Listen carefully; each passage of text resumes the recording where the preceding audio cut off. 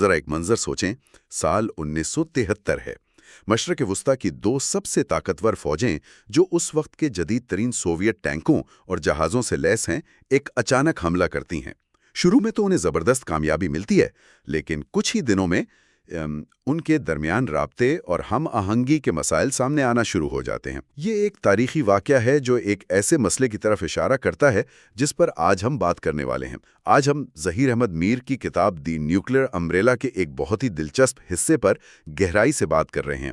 کتاب میں ایک بہت بڑا سوال اٹھایا گیا ہے کہ 57 مسلم ممالک کی الگ الگ افواج کو ایک متحدہ، ایک ہم آہنگ فوجی قوت میں کیسے تبدیل کیا جا سکتا ہے؟ جی، اور یہ سوال صرف فوج تک محدود نہیں ہے، یہ کسی بھی بڑے انسانی منصوبے کا بنیادی چیلنج ہے، چاہے وہ ایک ملٹی نیشنل کمپنی چلانا ہو یا بین الاقوامی خلائی اسٹیشن بنانا ہو۔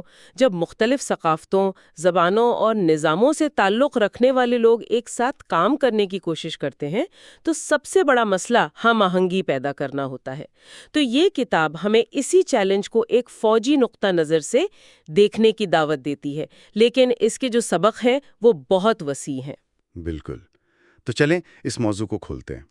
اکثر لوگ جب فوجی طاقت کے بارے میں سوچتے ہیں تو ان کے ذہن میں سب سے پہلے کیا آتا ہے؟ جدید ترین لڑاکا طیارے، بڑے بڑے ٹینک، میزائل، ہارڈ ویئر۔ ہاں، ہارڈ ویئر۔ لیکن اس کتاب کے مصنف ایک بہت ہی دلچسپ اور شاید متنازع دعویٰ کرتے ہیں۔ وہ کہتے ہیں کہ اصل طاقت یہ نہیں ہے۔ جی، اور یہی وہ نقطہ ہے جہاں سے یہ بحث واقعی دلچسپ ہو جاتی ہے۔ مصنف کا جو مرکزی خیال ہے وہ یہ ہے کہ اصل طاقت ہتھیاروں میں ہے ہی نہیں، یعنی ہارڈ ویئر میں نہیں۔ ہاں، ہارڈ ویئر میں نہیں، بلکہ اس سافٹ ویئر میں ہے جو فوج کو چلاتا ہے۔ مطلب نظم و ضبط، ٹریننگ۔ جی، بہترین تربیت، ایک جیسے کام کرنے کے طریقے، مشترکہ زبان اور سب سے اہم، ایک جیسی جنگی حکمت عملی۔ صحیح۔ ان کا کہنا ہے کہ جب فوجیں ایک ہی نظریے پر تربیت یافتہ ہوتی ہیں تو وہ ایک جسم کی طرح لڑتی ہیں، مطلب ان کا ہر حصہ بغیر کسی رکاوٹ کے ایک دوسرے کے ساتھ جڑا ہوتا ہے۔ دیکھیں، یہ کوئی نیا خیال نہیں ہے، بلکہ ایک کلاسیکی فوجی اصول ہے جسے اکثر ٹیکنالوجی کی چوکا چوند میں بھلا دیا جاتا ہے۔ اچھا؟ جی، تاریخ کے عظیم جرنیلوں کو یہ بات ہمیشہ معلوم تھی۔ آپ نیپولین کی مثال لے لیں، اس کی فوج کی کامیابی کی وجہ صرف توپیں تو نہیں تھی نا؟ نہیں، بلکہ وہ ناقابل یقینی رفتار اور ہمہ آہنگی تھی جس سے اس کے فوجی دستے میدان جنگ میں حرکت کرتے تھے۔ ان کے جرنیل ایک دوسرے کا دماغ پڑھ سکتے تھے کیونکہ وہ سب ایک ہی جنگی فلسفے پر تربیت یافتہ تھے، تو ان کا اصل ہتھیار ہم آہنگی تھی۔ لیکن ایک منٹ، وہ تو نیپولین کا زمانہ تھا جب پیغام رسانی گھوڑوں پر ہوتی تھی۔ آج تو ہمارے پاس جدید ٹیکنالوجی ہے، فوری ڈیٹا لنکس ہیں، مصنوعی ذہانت والے یونیورسل ٹرانسلیٹر ہیں۔ کیا آج کے دور میں واقعی مشترکہ زبان اور ایک جیسی تربیت اتنی ہی اہم ہے جتنی 200 سال پہلے تھی؟ کیا یہ مسئلہ ٹیکنالوجی سے حل نہیں ہو سکتا؟ یہ ایک بہت اہم سوال ہے اور اس کا جواب اتنا سیدھا نہیں ہے۔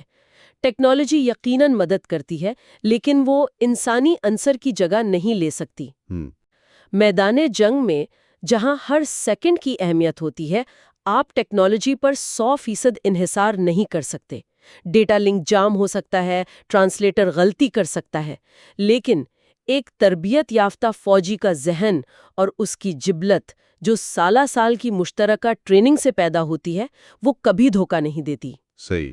اس کو سمجھنے کے لیے ایک منظر تصور کریں۔ ایک کثیر ملکی فوجی آپریشن ہو رہا ہے۔ ایک ترک یونٹ کو فوری فضائی مدد کی ضرورت ہے۔ کمانڈ سینٹر میں ایک سعودی افسر بیٹھا ہے جو ایک پاکستانی پائلٹ کو ہدایات دے رہا ہے۔ ٹھیک ہے۔ اب اگر ان تینوں کی تربیت، ان کے اشارے اور ان کی تکنیکی زبان مختلف ہوگی تو کیا ہوگا؟ گڑبڑ ہو جائے گی۔ بالکل، پیغام پہنچنے میں تاخیر ہوگی، غلط فہمی کا امکان بڑھ جائے گا، اور یہ چند سیکنڈز کی تاخیر یا غلطی فتح اور شکست کا فیصلہ کر سکتی ہے۔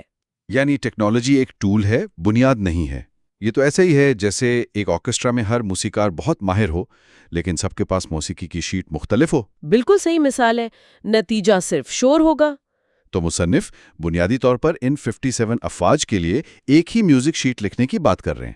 جی بالکل، جب سب ایک ہی تربیتی نظام سے گزرے ہوں، ایک ہی زبان میں بات کریں اور ایک ہی حکمت عملی کو سمجھیں تو وہ مختلف ممالک کے یونٹس ایک ہی کمانڈ پر فوری اور مؤثر طریقے سے عمل کر سکتے ہیں۔ یہ صرف کارکردگی نہیں بڑھاتا، یہ ایک دوسرے پر اعتماد پیدا کرتا ہے۔ اور جنگ میں اعتماد سے زیادہ قیمتی کوئی چیز نہیں ہوتی۔ کوئی چیز نہیں۔ آپ کو یقین ہوتا ہے کہ دائیں اور بائیں جانب لڑنے والا فوجی بالکل وہی سوچے گا جو آپ سوچ رہے ہیں۔ ٹھیک ہے، تو یہ نظریہ تو بالکل سمجھ میں آتا ہے، ایک جیسی تربیت سے ایک جیسا رد عمل پیدا ہوتا ہے، لیکن یہ تو ایک مثالی صورتحال ہے۔ اس وقت ان 57 ممالک میں زمینی حقیقت کیا ہے؟ میں تصور کر سکتا ہوں کہ یہ کافی پیچیدہ ہوگا۔ پیچیدہ کہنا شاید اس صورتحال کو بہت ہلکے میں لینا ہوگا۔ یہ ایک بہت بہت بڑا اور گنجلک جال ہے۔ یہ 57 الگ الگ فوجی نظام ہیں جن میں سے ہر ایک کی اپنی تاریخ، اپنی روایات اور اپنا کام کرنے کا طریقہ ہے۔ اور یہ صرف وردی یا جھنڈے کا فرق نہیں ہے، یہ فرق بہت گہرا اور بنیادی ہے۔ اور جب آپ کتاب میں دی گئی تفصیلات کو دیکھتے ہیں تو اس مسئلے کی وسعت واقعی خوفناک لگتی ہے۔ مصنف نے کچھ بڑے فرقوں کی نشاندہی کی ہیں۔ سب سے پہلا تو ہے اسلحہ۔ جی، کوئی امریکی ساختہ F-16 اڑا رہا ہے تو کوئی روسی MiG-29، کسی کے پاس جرمن لیپرڈ ٹینک ہیں تو کسی کے پاس چینی ٹائپ 99۔ تو اس کا مطلب ہے کہ ان کے پرزے، ان کا گولہ بارود اور ان کی مرمت کے نظام سب کچھ الگ الگ ہیں۔ بالکل۔ پھر آتے ہیں ٹیکٹکس یا جنگی حربے۔ کچھ فوجیں مغربی دفاعی ڈاکٹرائن پر عمل کرتی ہیں، کچھ پرانے سوویت ماڈل پر، اور کچھ نے اپنے مقامی تجربات کی بنیاد پر اپنی حکمت عملی بنائی ہے۔ صحیح۔ زبانیں تو ظاہر مختلف ہیں، عربی، ترکی، اردو، فارسی، مالائی اور بہت سی دوسری۔ اور سب سے دلچسپ بات جو مجھے لگی کون سی؟ کہ میدان جنگ میں استعمال ہونے والے سگنل یا اشارے تک مختلف ہیں۔ ایک فوج میں ہاتھ کا جو اشارہ آگے بڑھو کا مطلب ہو سکتا ہے، دوسری میں اس کا مطلب رکو ہو سکتا ہے۔ اوہو، تصور کریں اس سے کتنی بڑی گڑبڑ ہو سکتی ہے۔ جی، اور سب سے اہم جو ہم پہلے بات کر رہے تھے، ان سب کے تربیتی نظام بالکل مختلف ہے۔ ٹھیک ہے۔ تو جب آپ ان تمام نکات کو جوڑتی ہیں تو نتیجہ وہی نکلتا ہے جو مصنف نے بیان کیا ہے کیا؟ کہ اجتماعی فوجی برتری ناممکن ہو جاتی ہے۔ یہ صرف ایک تکنیکی مسئلہ نہیں ہے کہ آپ ایک ہی قسم کا ایندھن یا گولیاں فراہم نہیں کر سکتے۔ یہ ایک بنیادی رکاوٹ ہے جو ان تمام افواج کو ایک متحدہ فوجی قوت کے طور پر کام کرنے سے روکتی ہے۔ تو آپ کے پاس کاغذ پر دنیا کی کچھ سب سے بڑی فوجیں ہو سکتی ہیں، لیکن اگر وہ ایک دوسرے سے بات نہیں کر سکتی، ایک دوسرے کے ساتھ لڑ نہیں سکتی، تو ان کی تعداد اور طاقت بے معنی ہو جاتی ہے۔ بالکل بے معنی۔ تو یہ صرف ایک لاجسٹک مسئلہ نہیں ہے، یہ ایک ثقافتی مسئلہ بھی لگتا ہے۔ جنگ کے بارے میں سوچنے کے مختلف طریقے۔ بالکل، ہر فوج کی اپنی ایک ثقافت ہوتی ہے جو اس کی تاریخ اور تجربات سے بنتی ہے، اور اس ثقافت کو بدلنا یا ہم آہنگ کرنا شاید ٹینکوں اور جہازوں کو بدلنے سے بھی زیادہ مشکل کام ہے۔ اس میں قومی انا، تاریخی دشمنیاں اور مختلف تصویراتی ترجیحات جیسے مسائل بھی شامل ہو جاتے ہیں۔ تو یہ ایک بہت بڑا لاجسٹک اور ثقافتی چیلنج ہے۔ جی، اور اس سے یہ اہم سوال پیدا ہوتا ہے کہ کیا اس وسیع فرق کو ختم کرنا ممکن بھی ہے، اور اگر ہے تو کیسے؟ یہی وہ سوال ہے جس کا جواب مصنف دینے کی کوشش کرتا ہے۔ ٹھیک ہے، تو اس بہت بڑے اور پیچیدہ مسئلے کو سمجھنے کے بعد اب حل کی طرف آتے ہیں۔ مصنف جو حل پیش کرتے ہیں وہ کوئی چھوٹا موٹا منصوبہ نہیں ہے۔ جب میں نے اسے پڑھا تو مجھے اس کے پیمانے اور عزائم نے سب سے زیادہ متاثر کیا۔ جی ہاں، یہ صرف ایک نیا ادارہ بنانے کی بات نہیں، بلکہ ایک پورا کثیر سطحی نظام قائم کرنے کی تجویز ہے۔ جی، اور اس منصوبے کی خوبصورتی اس کے ڈھانچے میں ہے۔ یہ مسئلے کو ایک ہی زاویے سے نہیں دیکھتا، بلکہ اسے اوپر سے نیچے اور نیچے سے اوپر دونوں طرف سے حل کرنے کی کوشش کرتا ہے۔ یہ ایک پورے ایکو سسٹم کی تجویز ہے جو فوجی قیادت کے ہر سطح پر کام کرے۔ چلیں اس منصوبے کو ذرا کھول کر دیکھتے ہیں۔ سب سے اونچی سطح پر تجویز ہے مسلم ڈیفنس یونیورسٹی کی، جس کا مرکز اسلام آباد میں ہو۔ اس کے مقاصد بہت بڑے ہیں۔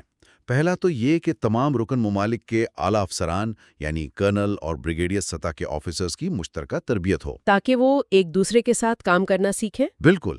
پھر جدید جنگی کورسز جو آج کے چیلنجز جیسے ہائبرڈ وارفیئر کا مقابلہ کر سکیں، ایٹمی حکمت عملی کی تعلیم جو ایک انتہائی حساس شعبہ ہے، اور مشترکہ انٹیلیجنس ٹریننگ۔ تاکہ معلومات کا تبادلہ مؤثر طریقے سے ہو سکے۔ جی، اور آخر میں آج کے دور کی سب سے بڑی ضرورت سائبر اور اسپیس وارفیئر کی تعلیم۔ اسلام آباد کا انتخاب یہاں بہت معنی خیز ہے۔ پاکستان کے پاس ایک طویل فوجی تاریخ ہے، ایک مضبوط اور منظم تربیتی ڈھانچہ ہے، اور ایٹمی صلاحیت بھی موجود ہے۔ تو اس یونیورسٹی کو وہاں قائم کرنے کا مطلب ہے کہ موجودہ مہارت اور انفراسٹرکچر سے فائدہ اٹھایا جائے۔ تو یہ صرف ایک علامتی مرکز نہیں ہوگا؟ نہیں، بالکل نہیں۔ یہ ایک حقیقی علمی اور تصویراتی مرکز بن سکتا ہے، بالکل اسی طرح جیسے نیٹو کا ڈیفنس کالج روم میں ہے۔ یہ وہ جگہ ہوگی جہاں مستقبل کے جرنیل ایک دوسرے کو جانیں گے اور ایک مشترکہ سوچ اپنائیں گے۔ یہ تو ہوئی سب سے اونچی سطح کی بات، لیکن تمام فوجی حکمت عملی تو یونیورسٹیوں میں نہیں بنتی ہے نا؟ میدان جنگ میں خصوصی مہارتوں کی بھی ضرورت ہوتی ہے۔ تو دوسرے درجے پر مصنف نے ریاض، انقرہ اور قاہرہ میں خصوصی جنگی کالج قائم کرنے کی تجویز دی ہے۔ لیکن ایک سوال ہے، سب کچھ اسلام آباد میں ہی کیوں نہیں؟ ان مراکز کو الگ الگ کیوں رکھا جائے؟ یہ ایک بہت ہی ذہین تجویز ہے۔ اس سے وسائل کو ایک جگہ جمع کرنے کے بجائے تقسیم کیا جاتا ہے اور ہر ملک کی طاقت سے فائدہ اٹھایا جاتا ہے۔ یہ سینٹر آف ایکسلنس کا ماڈل ہے۔ اچھا، مثال کے طور پر سعودی عرب لاجسٹکس اور صحرائی جنگ میں عالمی سطح پر مہارت رکھتا ہے۔ ترکی جدید ڈرون ٹیکنالوجی اور نیٹو کے ساتھ کام کرنے کا وسیع تجربہ رکھتا ہے، اور مصر کی فوج کا افریقی اور مشرقی وسطی کے تنازعات میں ایک طویل اور متنوع تجربہ ہے۔ تو ہر کالج ایک مخصوص شعبے میں مہارت کا مرکز بن سکتا ہے۔ تو یہ کچھ ویسا ہی ہے جیسے امریکی فوج میں ویسٹ پوائنٹ جنرل کمانڈ کے لیے ہے، لیکن پھر بحری جنگ کی مہارت کے لیے نیول وار کالج ہے، یا پھر فضائی جنگ کے لیے ٹاپ گن جیسا اسکول ہے۔ بالکل وہی ماڈل ہے۔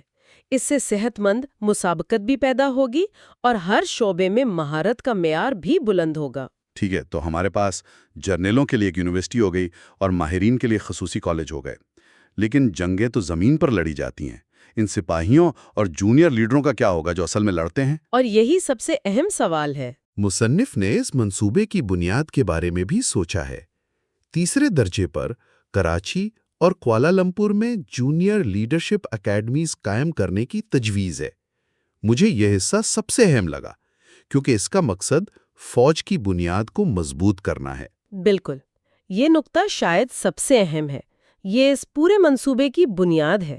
جنگیں صرف جرنیل نہیں لڑتے، وہ سپاہی اور نان کمیشنڈ آفیسرز یعنی NCOs لڑتے ہیں۔ یہ جونیئر لیڈرز ہی ہوتے ہیں جو میدان میں حکمت عملی کو حقیقت میں بدلتے ہیں۔ تو اگر ان کی تربیت کا معیار اور سوچ ایک جیسی ہوگی تو پوری فوج کی کارکردگی خود بخود بہتر ہو جائے گی۔ اور کراچی اور کوالالمپور کا انتخاب بھی جغرافیائی طور پر بہت اہم ہے۔ وہ کیسے؟ ایک جنوبی ایشیا اور مشرق وسطی کو جوڑتا ہے، جبکہ دوسرا جنوب مشرقی ایشیا کا مرکز ہے۔ اس طرح یہ نظام پوری مسلم دنیا کا احاطہ کرتا ہے۔ تو یہ ایک ایسا جامع ویژن ہے جو قیادت، خصوصی مہارتوں اور نچلی سطح کی ٹریننگ تینوں کو بے وقت مخاطب کرتا ہے۔ یہ صرف فوجیوں کو تربیت دینے کا منصوبہ نہیں، بلکہ ایک مشترکہ فوجی ثقافت اور سوچ پیدا کرنے کا ایک مکمل خاکہ ہے۔ تو آج کی گفتگو کا خلاصہ کرتے ہیں۔ ہم نے اس دلچسپ خیال سے آغاز کیا کہ جنگیں جیتنے کے لیے تربیت اور ہم آہنگی جدید ترین ٹیکنالوجی سے زیادہ اہم ہیں۔ جی، software over hardware. بالکل۔ پھر ہم نے 57 مسلم افواج کے درمیان موجودہ عدم ہم آہنگی کے گہرے مسئلے کو سمجھا، جہاں مختلف زبانوں، نظاموں اور حکمت عملیوں کی وجہ سے اجتماعی طاقت کا حصول تقریباً ناممکن ہے۔ صحیح۔ اور آخر میں ہم نے مصنف کے پیش کردہ ایک بہت ہی تفصیلی اور کثیر سطحی حل کا جائزہ لیا، ایک ایسا متحدہ تربیتی نظام جو اسلام آباد میں ایک اعلیٰ یونیورسٹی سے لے کر ریاض اور انقرہ کے خصوصی کالجوں اور کراچی اور کوالالمپور کی جونیئر لیڈرشپ اکیڈمیز تک پھیلا ہوا ہے۔ بالکل۔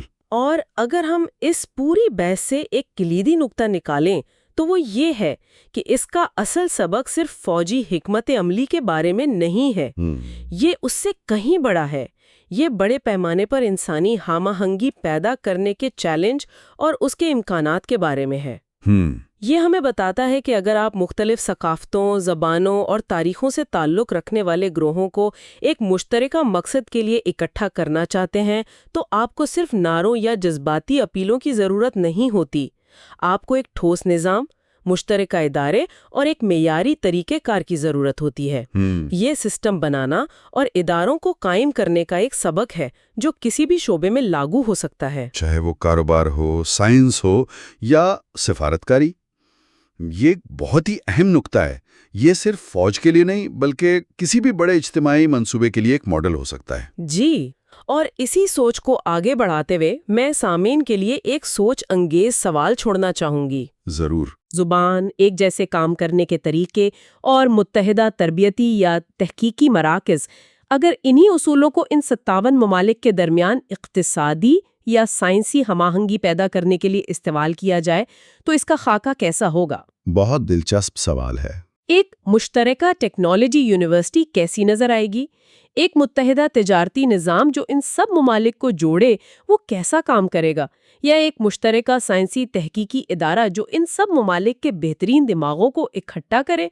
یہ ایک ایسا سوال ہے جس پر مزید غور کیا جا سکتا ہے، کیونکہ اصل چیلنج ہمیشہ نظام بنانے کا ہی ہوتا ہے، جو ہمیں بتاتا ہے کہ اگر ایسا اتحاد بنانا ہو تو اس کی بنیادیں کیا ہوں گی۔ تو چلیں ان بنیادوں کو ایک ایک کر کے کھوجتے ہیں۔ کتاب اس پورے ڈھانچے کو 4 ستونوں پر کھڑا کرتی ہے۔ پہلا ستون ہے اسلحے کا مشترکہ معیار، کامنالٹی آف اکوپمنٹ۔ جی، پہلی نظر میں تو یہ سیدھی سی بات لگتی ہے کہ سب کے پاس ایک جیسی بندوقیں اور ٹینک ہوں، لیکن کیا یہ اتنا ہی سادہ ہے؟ نہیں، یہ اس سے کہیں زیادہ گہرا معاملہ ہے۔ یہ اس پورے منصوبے کا شاید سب سے عملی اور سب سے اہم پہلا قدم ہے۔ وہ کیسے؟ دیکھیں، جنگ صرف بہادری سے نہیں، لاجسٹکس سے لڑی جاتی ہے، یعنی اسلحہ، گولہ بارود، سامان کی فراہمی۔ جب ہر ملک کا اسلحہ مختلف ہو تو ہر فوج کو اپنی الگ سپلائی چین مینٹین کرنی پڑتی ہے۔ صحیح۔ ایک ملک کی گولی دوسرے کی بندوق میں نہیں لگ سکتی، ایک ملک کا پرزہ دوسرے کے ٹینک کو ٹھیک نہیں کر سکتا۔ یہ ایک لاجسٹیکل ڈراؤنا خواب ہے۔ اچھا، تو اس کا مطلب تو یہ ہوا کہ لاجسٹکس، جو اکثر جنگوں کا سب سے کمزور پہلو ہوتی ہے، وہ اس اتحاد کی سب سے بڑی طاقت بن سکتی ہے۔ بالکل، یہی تو انقلابی سوچ ہے۔ مشترکہ معیار کا مطلب ہے کہ میدان جنگ میں کوئی بھی فوجی یونٹ قریب ترین سپلائی ڈپو سے مدد لے سکتا ہے، چاہے وہ ڈپو کسی بھی رکن ملک کا ہو۔ اس سے نہ صرف وسائل بچتے ہیں بلکہ رفتار اور لچک یعنی فلیکسیبلٹی میں بے پناہ اضافہ ہو جاتا ہے۔ ایک ملک کے ٹیکنیشین دوسرے ملک کے جہاز کی مرمت کر سکتے ہیں۔ یہ تو واقعی چھوٹی چھوٹی باتیں ہیں جو جنگ کا پانسا پلٹ دیتی ہیں۔ اسی لیے اسے پہلا ستون کہا گیا ہے۔ اس کے بغیر باقی سب کچھ بے معنی ہے۔ ٹھیک ہے، تو پہلا قدم ہے کہ سب کا ہارڈ ویئر ایک جیسا ہو۔ اب آتے ہیں سافٹ ویئر پر۔ دوسرا ستون ہے مشترکہ مواصلاتی نظام، جس کے لیے 2 زبانیں تجویز کی گئی ہیں، انگریزی اور عربی۔ جی، یہ انتخاب بہت دلچسپ ہے، ایک طرف عالمی زبان، دوسری طرف مذہبی اور ثقافتی زبان۔ جی، اور اس انتخاب کے پیچھے گہری اسٹریٹجک سوچ ہے۔ انگریزی آج دنیا کی، آپ کہہ لیں کہ ڈی فیکٹو فوجی اور تکنیکی زبان ہے۔ صحیح۔ نیٹو سے لے کر اقوام متحدہ کے امن مشنز تک ہر جگہ انگریزی ہی چلتی ہے۔ جدید ترین ہتھیاروں کے مینول اور سافٹ ویئر بھی انگریزی میں ہوتے ہیں، تو یہ ایک خالص عملی ضرورت ہے۔ لیکن پھر عربی کیوں؟ کیا یہ علامتی انتخاب عملی چیلنجز پر بھاری نہیں پڑ جائے گا؟ میرا مطلب ہے ترکی، ایران یا انڈونیشیا جیسے بڑے غیر عرب ممالک کے فوجیوں کو عربی سیکھنے پر آمادہ کرنا، یہ کتنا حقیقت پسندانہ لگتا ہے؟ یہ ایک بہت اہم سوال ہے۔ کتاب اس کو چیلنج کے طور پر تسلیم کرتی ہے، لیکن اس کی دلیل یہ ہے کہ عربی کا کردار صرف علامتی نہیں ہے۔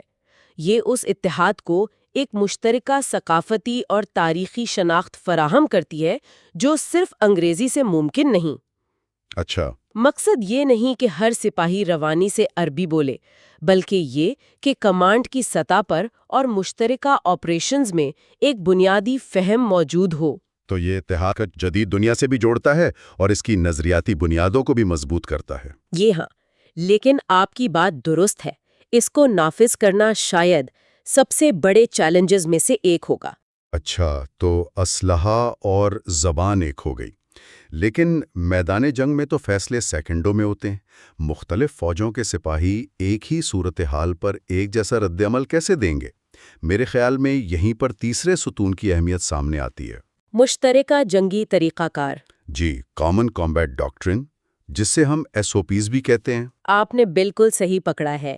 SOPs یعنی اسٹینڈرڈ آپریٹنگ پروسیجرز کسی بھی فوج کی مسل میموری ہوتے ہیں۔ مسل میموری؟ جی، یہ وہ اصول ہیں جو بتاتے ہیں کہ گھات لگا کر حملہ کیسے کرنا ہے، دفاعی پوزیشن کیسے لینی ہے یا زخمیوں کو کیسے نکالنا ہے۔ اگر ہر فوج کے SOPs مختلف ہوں تو میدان جنگ میں افراتفری پھیل جائے گی۔ ایک یونٹ دائیں مڑے گا تو دوسرا بائیں، کیونکہ ان کی تربیت ہی مختلف ہے۔ اس کی کوئی مثال دے کر سمجھائیں گی؟ اس کو ایک بین الاقوامی آل سٹار فٹ بال ٹیم کی طرح سمجھیں۔ ٹھیک ہے۔ دنیا کے بہترین کھلاڑی ایک ٹیم میں جمع ہو جائیں، لیکن اگر ان کے پاس ایک مشترکہ پلے بک یعنی کھیلنے کا طریقہ نہ ہو تو وہ صرف 11 باصلاحیت لوگ ہوں گے جو میدان میں ادھر ادھر بھاگ رہے ہیں۔ وہ ایک ٹیم نہیں ہوں گے۔ بالکل، مشترکہ SOPs وہی پلے بک ہے جو اس بات کو یقینی بناتی ہے کہ ترکی کا فوجی دستہ، مصر کی آرمرڈ یونٹ اور پاکستان کے اسپیشل فورسز سب ایک ہی منصوبے کے تحت ایک دوسرے کے ارادوں کو سمجھتے ہوئے لڑیں۔ اس سے غلط فہمی کا امکان ختم ہو جاتا ہے، جو جنگ میں سب سے مہلک چیز ہے۔ اور یہاں بات واقعی دلچسپ ہو جاتی ہے، کیونکہ ان تینوں ستونوں کو عملی طور پر پرکھنے کے لیے ایک میکینزم بھی چاہیے ہوگا۔ جی، اور وہی ہے چوتھا ستون۔ سالانہ مشترکہ مشقیں، اور کتاب میں تو 3 مخصوص نام بھی دیے گئے ہیں: یونٹی شیلڈ، اوشن بردرہڈ اور ڈیزرٹ فالکن۔ جی، یہ نام خود ایک کہانی سناتے ہیں۔ یہ صرف ٹریننگ نہیں بلکہ یہ پہلے 3 ستونوں کا سالانہ سٹریس ٹیسٹ ہے۔ سٹریسٹ۔ ان مشقوں میں مشترکہ اسلحے کو حقیقی حالات میں آزمایا جاتا ہے۔ مشترکہ زبان یعنی انگریزی اور عربی میں احکامات دیے اور وصول کیے جاتے ہیں، اور سب سے بڑھ کر مشترکہ SOPs پر عمل کیا جاتا ہے۔ اور ناموں سے ظاہر ہے کہ یہ بری، بحری اور فضائی تینوں شعبوں کو کور کریں گی۔ جی، یونٹی شیلڈ بری افواج کی زمینی دفاعی مشق ہوگی، اوشن بردرہڈ بحری اتحاد اور سمندری راستوں کے تحفظ پر مرکوز ہوگی، اور ڈیزرٹ فالکن فضائی برتری کے لیے۔ بالکل، مشترکہ ایئر آپریشنز کے لیے۔ لیکن ان مشقوں کا مقصد صرف جنگی تیاری تو نہیں ہوگا؟ ہرگز نہیں، ان کا ایک بڑا مقصد ان فوجوں کے درمیان موجود دیواروں کو گرانا ہے۔ جب مختلف ممالک کے فوجی ایک ساتھ ایک ہی خیمے میں رہتے ہیں، ایک دوسرے کے ساتھ مشق کی سختیاں جھیلتے ہیں، تو ان میں ایک پیشہ ورانہ احترام اور ایک ذاتی تعلق پیدا ہوتا ہے۔ یہ وہ اعتماد ہے جو کسی معاہدے سے پیدا نہیں ہو سکتا۔ یہ مشقیں اس اتحاد کے لیے آپ کہہ لیں کہ ایک سماجی گوند، ایک سوشل گلو کا کام کریں گی۔ یہ چاروں ستون اپنی جگہ بہت منطقی لگتے ہیں، لیکن تاریخ میں تو کئی فوجی اتحاد بنے اور ٹوٹے۔ کیا کتاب اس بات پر کوئی روشنی ڈالتی ہے کہ ان چاروں میں سے سب سے نازک کڑی کون سی ہے؟ مطلب وہ کون سا ایک ستون ہے جس کے بغیر یہ پورا ڈھانچہ گر جائے گا؟ بہت گہرا سوال ہے۔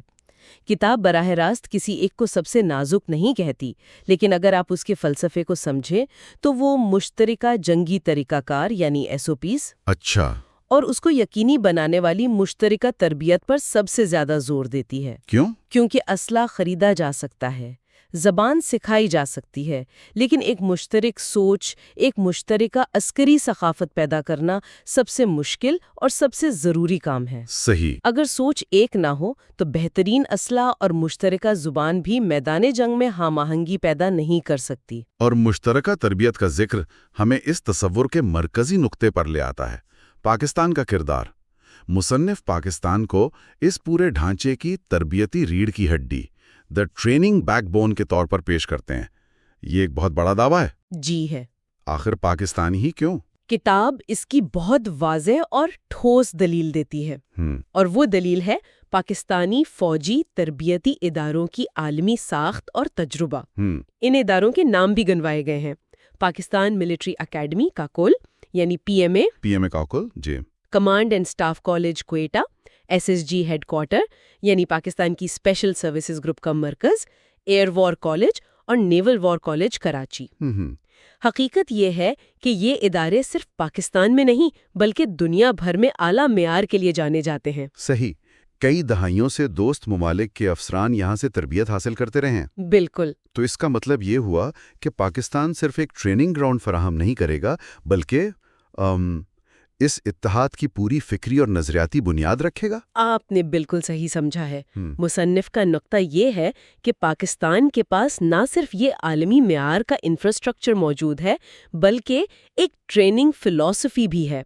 یہ صرف پریڈ کروانا یا نشانہ بازی سکھانا نہیں ہے، یہ مستقبل کے لیڈرز تیار کرنے کی بات ہے۔ جب ملیشیا، نائجیریا، سعودی عرب اور ترکی کے نوجوان کیڈٹس ایک ساتھ کاکل کی سخت ترین ٹریننگ سے گزریں گے، ایک ہی استاد سے جنگی حکمت عملی سیکھیں گے اور ایک ہی معیار پر پرکھے جائیں گے، جی، تو ان میں قدرتی طور پر ایک مشترکہ عسکری سوچ پیدا ہو جائے گی۔ وہ ایک دوسرے کو سمجھنے لگیں گے۔ پاکستان کا کردار یہاں ایک مرکزی نرسری کا ہوگا جہاں اس متحدہ فوج کے بیج بوئے جائیں گے۔ لیکن کیا یہ ساخت کافی ہے؟ کیا کتاب اس سے جڑے سیاسی چیلنجز پر بھی بات کرتی ہے؟ مطلب کیا تمام ممالک اس بات پر آسانی سے متفق ہو جائیں گے کہ ان کے مستقبل کے جنرلز کی تربیت کسی ایک ملک میں ہو؟ کتاب اس سیاسی چیلنج کو تسلیم کرتی ہے، لیکن اس کا جواب وہ اس منصوبے کے آخری اور شاید سب سے اہم عنصر میں دیتی ہے، جو ہتھیاروں اور تکنیک سے زیادہ انسانی عنصر پر زور دیتا ہے، اور وہ ہے بھائی چارہ، فریٹرنٹی۔ بھائی چارہ؟ مصنف کا کہنا ہے کہ جو افسران ایک ساتھ تربیت لیتے ہیں وہ ایک دوسرے پر بھروسہ کرتے ہیں، ایک دوسرے کے لیے لڑتے ہیں اور ایک ساتھ جیتتے ہیں۔ یہی اس پورے منصوبے کی روح ہے۔ اس کے نفسیاتی پہلو کو سمجھنا بہت ضروری ہے۔ تاریخ گواہ ہے کہ بڑے بڑے فوجی اتحاد سیاسی مفادات اور قومی انا کی وجہ سے کمزور پڑ جاتے ہیں۔ صحیح۔ لیکن مصنف کی دلیل یہ ہے کہ جب مختلف ممالک کے نوجوان افسران اپنی زندگی کے سب سے مشکل سال ایک دوسرے کے ساتھ گزارتے ہیں، ایک ہی بیرک میں رہتے ہیں، ایک دوسرے کی ناکامی پر سزا بھگتتے ہیں اور ایک دوسرے کی کامیابی کا جشن مناتے ہیں، بالکل، تو ان میں ایک ذاتی اور گہرا رشتہ قائم ہو جاتا ہے۔ یہ رشتہ رسمی سفارتی تعلقات سے کہیں زیادہ مضبوط ہوتا ہے۔ تو یہ بھروسہ اور بھائی چارہ قومی شناخت سے بھی بالاتر ہو کر انہیں ایک یونٹ بناتا ہے۔ جی، ایک ٹیم بناتا ہے۔ یعنی اس تصور میں اصل طاقت ٹینکوں یا میزائلوں میں نہیں بلکہ ان انسانی رشتوں میں ہے جو ٹریننگ کے دوران بنتے ہیں۔ بالکل، کتاب کے مطابق یہی چیز امت کی عسکری وحدت کی بنیاد بنے گی۔ یہ ایک بہت طاقتور جملہ ہے۔ امت کی عسکری وحدت۔ عسکری وحدت کا مطلب صرف یہ نہیں کہ فوجیں مل کر لڑیں، بلکہ یہ کہ وہ ایک جسم کی طرح لڑیں، اور اس کی بنیاد وہی اعتماد ہے جو افراد کے درمیان بنتا ہے۔ جب ایک کمانڈر کو معلوم ہو کہ اس کے دائیں اور بائیں لڑنے والا آفیسر، چاہے اس کا تعلق کسی بھی ملک سے ہو، اس کا بھائی ہے جس کے ساتھ اس نے تربیت حاصل کی ہے، تو وہ اس پر آنکھیں بند کر کے بھروسہ کر سکتا ہے۔ مصنف کے مطابق یہی اعتماد اس پورے ڈھانچے کو جوڑ کر رکھے گا اور سیاسی اختلافات کو بھی پس پشت ڈالنے کی طاقت رکھے گا۔ تو اگر ہم اس ساری بحث کا خلاصہ کریں تو ان ذرائع میں ایک متحدہ مسلم فوجی قوت کا ایک مکمل نقشہ پیش کیا گیا ہے۔ یہ صرف ایک خیال نہیں بلکہ ایک قدم بقدم منصوبہ ہے۔ جی، پہلے ہارڈ ویئر یعنی اسلحہ مشترک کرو، پھر سافٹ ویئر یعنی زبان اور جنگی اصول ایک جیسے بناؤ، پھر ان سب کو مشترکہ مشقوں میں پرکھو، اور اس پورے عمل کو پاکستان جیسے مرکزی تربیتی مرکز سے چلاؤ تاکہ ایک مشترکہ سوچ اور بھائی چارہ پیدا ہو۔ اور اس سب کا حتمی مقصد، جیسا کہ کتاب کے نتیجے میں ایک سیدھے سادے فارمولے کی شکل میں بیان کیا گیا ہے، یہ ہے کہ مشترکہ تربیت سے ایک متحدہ فوج بنے گی، اور متحدہ فوج سے ایک ناقابل شکست امہ، an unbeatable امہ وجود میں آئے گی۔ یہ اس پورے تصور کا نقطہ عروج ہے، جہاں چھوٹی چھوٹی ٹیکنیکی تفصیلات مل کر ایک بہت بڑے اسٹریٹجک ویژن کو جنم دیتی ہیں۔ یہ واقعی ایک بہت بڑا ویژن ہے۔ مطلب ایک گولی کے سائز کی تفصیل سے بات شروع ہو اور ایک ناقابل تسخیر قوت کے تصور تک پہنچ جائے۔ بالکل، پورا فریم ورک اسی خیال پر مبنی ہے کہ چھوٹی چھوٹی تفصیلات میں اتحاد ہی مجموعی طور پر ناقابل تسخیر طاقت پیدا کرتا ہے۔ یہ مواد اس بات کا ایک تفصیلی نقشہ تو دیتا ہے کہ ایسا اتحاد کیسے بنایا جا سکتا ہے، لیکن پوری گفتگو کے دوران ہم نے کئی عملی چیلنجز کی بھی نشاندہی کی ہے۔ یہ ہمیں سوچنے پر مجبور کرتا ہے کہ اس نظریاتی فریم ورک اور حقیقی دنیا کی سیاست میں کتنا فاصلہ ہے۔ اور شاید یہی وہ نقطہ ہے جس پر ہمارے سننے والوں کو غور کرنا چاہیے۔ یہ فریم ورک ایک آئیڈیل صورتحال پیش کرتا ہے، لیکن حقیقی بحران کے وقت، جب ہر ملک کے اپنے قومی مفادات، اپنی خارجہ پالیسی اور اپنے سیاسی دباؤ داؤ پر لگے ہوں، تو کیا ایک متحدہ فوجی کمان کا فیصلہ سب کے لیے قابل قبول ہوگا؟ مثال کے طور پر اگر دو رکن ممالک کے درمیان آپس میں ہی تنازع پیدا ہو جائے تو یہ متحدہ فوج کس کا ساتھ دے گی؟ یہ وہ مشکل سوالات ہیں جن کا جواب اس بلو پرنٹ میں نہیں، بلکہ حقیقی دنیا کی سیاست اور سفارتکاری میں تلاش کرنا پڑے گا۔